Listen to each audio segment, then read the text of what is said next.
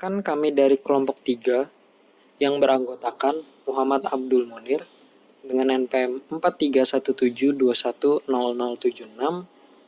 Muhammad Alvin Syaputra dengan NPM 4317210039, Rian Arga Diraksa dengan NPM 4317210061, dan Tegar Setio Katon dengan NPM 4317210069. Kami akan menjelaskan sistem turbin uap. Turbin adalah mesin penggerak di mana fluida dipergunakan langsung untuk memutar roda turbin. Bagian turbin yang berputar disebut rotor atau roda turbin, sedangkan bagian yang tidak berputar disebut stator atau rumah turbin. Roda turbin terletak di dalam rumah turbin dan roda turbin memutar poros daya yang menggerakkan bebannya. Di dalam turbin fluida, kerja mengalami proses ekspansi, yaitu proses penurunan tekanan dan mengalir secara kontinu. Jenis-jenis turbin dibedakan berdasarkan fluida kerjanya. Bila fluida kerja berupa air disebut turbin air, bila fluida kerjanya berupa uap maka disebut turbin uap, dan bila fluida kerjanya berupa gas maka disebut turbin gas. Ya, selanjutnya saya akan menjelaskan dampak revolusi industri terhadap mesin uap. Mesin uap dianggap sebagai perkembangan terpenting dalam revolusi industri. Mesin uap memfasilitasi kemajuan besar di bidang pertambangan, manufaktur, pertanian, dan transportasi. Ada titik di era tahun 1700 di mana hasil dari buah pikir manusia mengubah segala yang telah dicapai di era sebelumnya. Inilah revolusi industri yang pertama terjadi di Inggris dengan pemicu utama penemuan sebuah mesin, yaitu mesin uap. Ditemukan oleh James Watt di kurun waktu tahun 1700 dan ternyata sangat berdampak pada kehidupan kita hingga saat ini. Pendapat Profesor Klaus Schwab, seorang ekonom Jerman yang juga pendiri World Economic Forum atau WEF, bahwa revolusi industri kali ini akan berbeda secara fundamental dengan edisi sebelumnya. Menurut revolusi industri 4.0 membuat batas antara dunia digital dengan dunia fisik semakin kecil. Jadi bisa disimpulkan ke depan manusia benar-benar akan tergantikan oleh mesin. Kecerdasan buatan, robot, platform, dan sebagainya. Hal ini berarti akan ada dampak positif yang diperoleh oleh kecepatan informasi, kemudahan dalam mengakses segala sesuatu, dan tingkat produktivitas yang lebih efisien dengan mengesampingkan dampak negatif yang terjadi. Semua ini tentunya tidak akan pernah ada kalau tidak terjadi revolusi industri, dan revolusi industri tidak akan pernah ada tanpa ditemukannya mesin uap. Artinya bahwa efek domino dan dampak revolusi industri ini akan terus berlanjut sampai di masa depan. Bisa jadi DJP online saat ini hanya hasil dari tantangan akan kemudahan.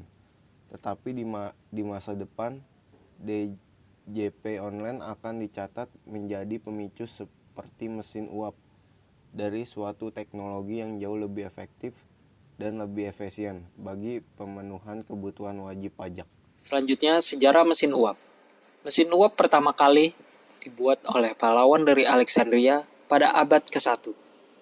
Turbin sederhana tersebut dulu hanya sebagai mainan klasik atau hiasan yang disebut dengan aile pile. Mainan tersebut dikenal sebagai sebuah prototipe turbin uap primitif yang bekerja menggunakan prinsip reaksi, di mana turbin ini terdiri dari sumber kalor, bejana yang diisi dengan air, dan pipa tegak yang menyangga bola di mana pada bola tersebut terdapat dua nozzle uap. Proses kerjanya adalah sebagai berikut. Sumber kalor akan memanasi air di dalam bejana sampai air menguap. Lalu, uap tersebut mengalir melewati pipa tegak masuk ke dalam bola. Uap tersebut terkumpul di dalam bola, kemudian melalui nozzle menyembur keluar.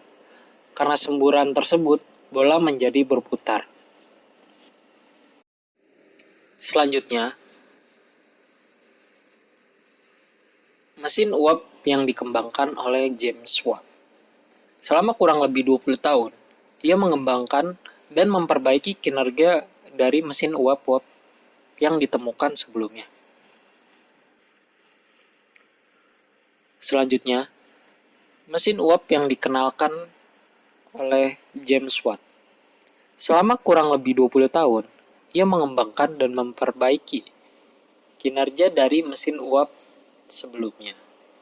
Gagasan James Watt yang paling penting adalah mengkonversi gerak bolak-balik menjadi gerak putar, yang ia ucapkan pada tahun 1781. Mesin tersebut kemudian dikembangkan lebih lanjut oleh Corlins pada tahun 1817 hingga 1888, yaitu dengan mengembangkan katup masuk yang menutup cepat untuk mencegah pencekikan katup pada waktu menutup. Mesin Corlins ini menghemat penggunaan bahan bakar batu bara, separuh dari batu bara yang digunakan mesin uap James Watt.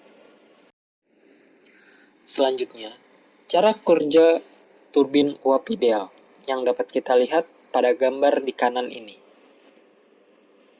Pada proses pertama, air yang terdapat pada siklus, dalam hal ini siklus Rankine, akan dipompa menuju boiler. Dengan ini, air akan memiliki tekanan yang tinggi untuk masuk ke boiler dan dipanaskan di dalamnya. Di proses kedua, pada boiler, air yang bertekanan tersebut akan dipanaskan hingga menjadi 100% uap kering yang memiliki tekanan tinggi. Sehingga uap akan bergerak menuju turbin. Pada proses ketiga, uap bertekanan yang masuk ke turbin akan menggerakkan turbin secara mekanik, yakni berputar. Pada proses ini, uap mengalami proses ekspansi, yaitu proses penurunan tekanan uap. Dan proses keempat, uap yang telah mengalami ekspansi tersebut akan bergerak menuju kondensor. Pada kondensor, uap akan dikondensasikan, sehingga uap air berubah fasa seluruhnya menjadi air. Dan siklus ini akan terus berulang-ulang. Pada PLTU, poros yang terdapat pada turbin akan dihubungkan dengan generator, sehingga putaran yang dihasilkan dari turbin akan menggerakkan generator, dan generator akan mengkonversikan gerakan tersebut menjadi listrik. Saya akan menjelaskan tentang efisiensi pada reheater. Reheater adalah salah satu bagian boiler yang berfungsi untuk memanaskan kembali uap air keluaran turbin uap tingkat pertama, sehingga kembali menjadi uap superheat. Uap reheat akan kembali menyimpan energi panas untuk digunakan pada turbin uap tingkat selanjutnya. Reheater menjadi salah satu cara untuk meningkatkan nilai efisiensi thermal siklus Rankine. Mari kita perhatikan diagram TS siklus Rankine berikut. Air menjadi fluida kerja siklus Rankine dan mengalami siklus tertutup atau disebut closed loop cycle. Artinya secara konstan air pada akhir proses siklus masuk kembali ke proses awal siklus. Pada siklus Rankine, air ini mengalami 4 proses sesuai dengan gambar di atas, yaitu 1. Proses C ke D adalah fluida kerja atau air dipompa dari tekanan rendah ke tinggi, dan pada proses ini Fluida kerja masih berfase cair sehingga pompa tidak membutuhkan input tenaga yang terlalu besar. Proses ini dinamakan proses kompresi isentropik karena saat dipompa secara ideal tidak ada perubahan entropi yang terjadi. 2. Proses D ke F. Air bertekanan tinggi tersebut masuk ke boiler untuk mengalami proses selanjutnya, yaitu dipanaskan secara isobarik atau tekanan konstan. Sumber panas didapatkan dari luar, seperti pembakaran batu bara, solar, atau juga reaksi nuklir. Di boiler, air mengalami perubahan fase dari cair, campuran cair, dan uap, serta 100% uap kering. 3. Proses F ke G. Proses ini terjadi pada turbin uap. Uap air kering dari boiler masuk ke turbin dan mengalami proses ekspansi secara isentropik. Energi yang tersimpan dalam uap air dikonversi menjadi energi gerak pada turbin. Proses G ke C. Uap air yang keluar dari turbin uap masuk ke kondensor dan mengalami kondensasi secara isobarik.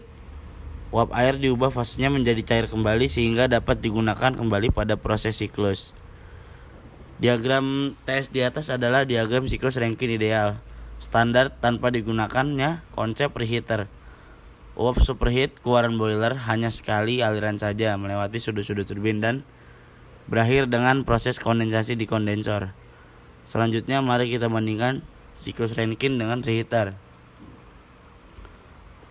Siklus Rankine yang dilengkapi dengan reheater akan memiliki minimal 2 tingkatan turbin uap, turbin tekanan tinggi dan turbin tekanan rendah. Uap keluaran turbin tekanan tinggi yang biasa dikenal dengan istilah uap cold reheat memiliki tekanan dan temperatur yang lebih rendah daripada uap utama atau disebut main steam sebelum masuk turbin. Sekalipun tekanan uap cold reheat cukup mengalami penurunan yang besar, namun masih belum mencapai titik saturasinya. Sehingga jika uap ini dipanaskan kembali, ia akan kembali menjadi uap superheated. Oleh karena itulah, uap cold reheat yang keluar dari turbin tekanan tinggi selanjutnya dikembalikan ke boiler untuk dipanaskan kembali. Boiler modern yang dilengkapi dengan pipa reheater didesain khusus sehingga uap reheater akan menyerap panas sama seperti uap main steam. Uap reheater atau biasa disebut juga dengan uap hot reheat akan mencapai temperatur yang sama dengan uap main steam. Untuk mencapai hal ini, pipa-pipa reheater akan ditempatkan tidak jauh dari pipa-pipa final superheater. Lebih jelasnya mari kita simak diagram boiler supercritical berikut. Nah, nampak pada diagram boiler di atas, pipa-pipa superheater terbagi menjadi 2 tahapan pemanasan. Pertama, uap cold reheat akan melewati pipa-pipa low temperature reheater yang ditandai dengan nama LTRH. Selanjutnya, uap LTRH menuju pipa-pipa bernama final reheater. Uap yang dihasilkan oleh final reheater inilah yang kemudian disebut dengan hot reheat. Hot reheat selanjutnya menuju ke turbin uap tekanan rendah, sehingga energi panas yang terkandung di dalamnya dikonversikan menjadi energi mekanis putaran poros turbin. Secara teoritis, penambahan penggunaan satu tahap reheater akan meningkatkan efisiensi termal siklus Rankine sebesar 3-4%. Penambahan 2 tahap reheater menaikkan efisiensi sebesar 1,5-2%. Penambahan 3 tahap reheater menaikkan efisiensi sebesar 0,75-1%. Dan begitu seterusnya. Akan tetapi umumnya hanya diperlukan 1 atau maksimal 2 tahap reheater saja. Selanjutnya, perkembangan teknologi turbin uap. Perkembangan mesin uap sekarang ini berfokus pada efisiensi dari gerak putar turbin, yaitu peningkatannya. Perubahan sedikit pada turbin uap akan menghasilkan dampak besar pada efisiensi yang dihasilkan. Teknologi-teknologi tersebut antara lain: pertama, memanfaatkan pemanasan ulang atau reheater. Pemanasan ulang ini diaplikasikan untuk meminimalisir bahan bakar yang digunakan pada proses pemanasan, sehingga efisiensi dari penggunaan bahan bakar akan sangat meningkat. Yang kedua, Perkembangan teknologi pada blade atau pisau dari turbin. Teknologi ini dikembangkan untuk memaksimalkan daya dorong yang dihasilkan oleh uap, sehingga putaran dari turbin akan lebih kuat untuk memutar generator. Sekian presentasi dari kelompok kami. Apabila ada masukan ataupun pertanyaan yang ingin diajukan, dapat tulis di kolom komentar di bawah ini.